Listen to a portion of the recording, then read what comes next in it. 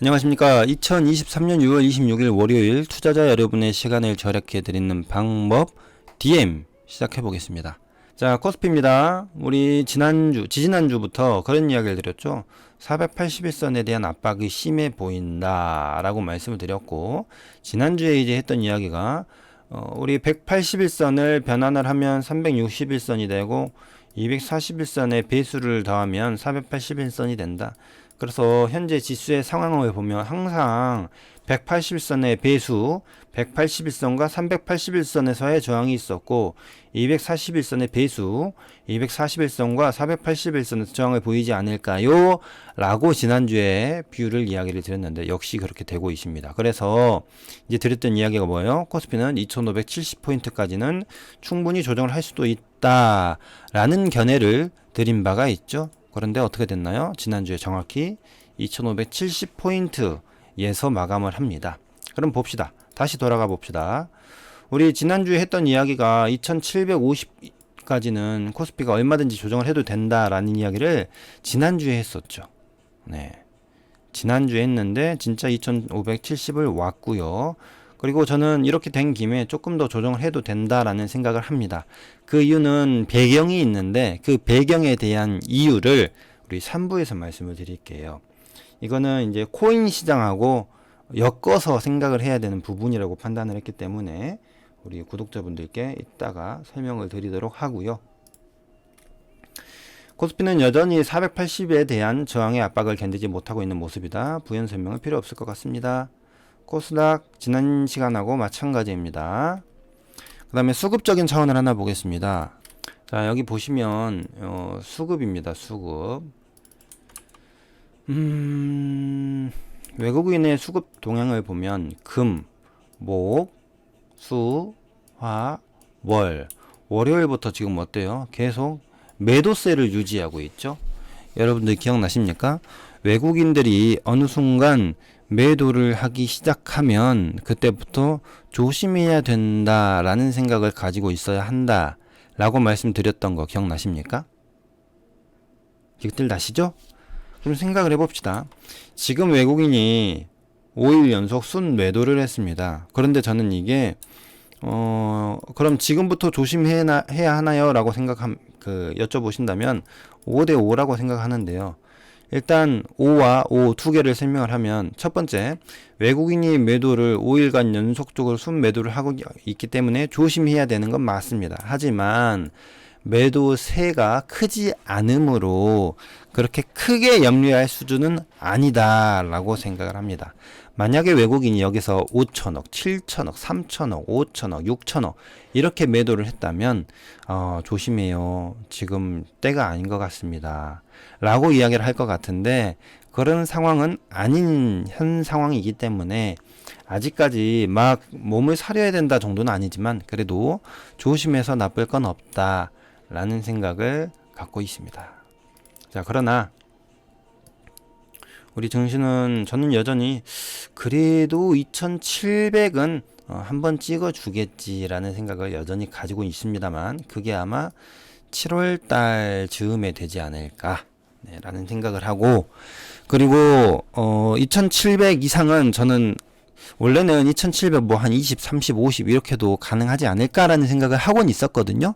그런데 이제는 완전히 그게 불가능할 거라고 생각을 해요. 네. 2750 못 가. 2700이 마지막 맥시멈이자 마지노선이야. 그리고 그 이유를 일단 3부에서 말씀드릴게요. 그 다음에 여기 보면은 히틀러도 못 뚫은 모스크바와 뚫릴 뻔 러시아 24시간 무정부 상태라고 되어 있는데 이게 이제 그 러시아 용병기업 바그너 그룹의 수장인 프리고진이 이 사람이 누구냐면 쉽게 이야기하면 푸틴 대통령 있죠? 블라디미르 푸틴 대통령의 평가하기를 오른팔이라고 평가를 합니다. 네, 그런데 이 사람이 이제 푸틴의 반기를 들고 설전을 벌였는데 푸틴이 이렇게 명령을 하죠. 프리고진 잡아와! 라고. 그러니까 프리고진이 열받아가지고 푸틴 이 새끼 봐라! 라고 하면서 자신의 군대, 그 우크라이나에서 전쟁하고 있는 군대인가? 예, 25,000명 중에 뭐 절반 정도를 데리고 모스크바로 진격하겠다라고 해가지고 실제로 모스크바로 진격을 하면서 1000km를 이동을 했고 이 과정에서 장갑차 뭐 이런 것들을 대동해서 진격을 합니다. 그런데 이 진격의 과정에서 푸틴 대통령의 진격을 그러니까 푸틴 대통령으로 오는 이 진격을 저지한 예를 들면 군대랄지 뭐 검문소 이런 게 없이 그냥 뭐 무혈입성했다라고 하면서 현재 평가하기를 푸틴 대통령의 힘이 그만큼 약해지게 된 것이다. 그다음에 푸틴 대통령이 현재 하고 있는 이 우크라이나 특별 군사 작전이 사람들에게 많이 반항심을 불러오게 된 것을 보여주는 그런 단적인 예다. 뭐 이런 평가들이 나오고 있습니다. 그래서 조만간에 우크라이나 전쟁이 종식되지 않을까라는 것으로 생각을 해볼 수도 있다. 이런 이야기들이 계속 나오고 있어요. 그래서 관련한 것들 이해를 해 두셔야 되고 이 이야기를 왜 하는 거예요? 재건주들 미리미리 차트 체크를 해놓자 라는 이야기를 하고 있는 겁니다. 이해되셨나요? 여기 보면 속수무책 당한 러시아군 심장인 모스크바를 뚫릴 뻔했고 미국은 미리 알았다더라 라고 되어 있는데 여러분 생각을 해봅시다. 미국이 미리 알았으면 중국은 몰랐을까? 그렇지 않나요? 전 중국도 미리 알았을 거라고 생각을 하는데요. 왜 안 도와줬을까? 프리고진이 모스크바 진격할 때 푸틴 대통령의 코앞까지 왔어요. 모스크바를 200km인가 앞에 두고 유턴을 했습니다. 이 유턴을 할 때 누가 유턴을 시켰는 줄 아십니까? 벨라루스 대통령.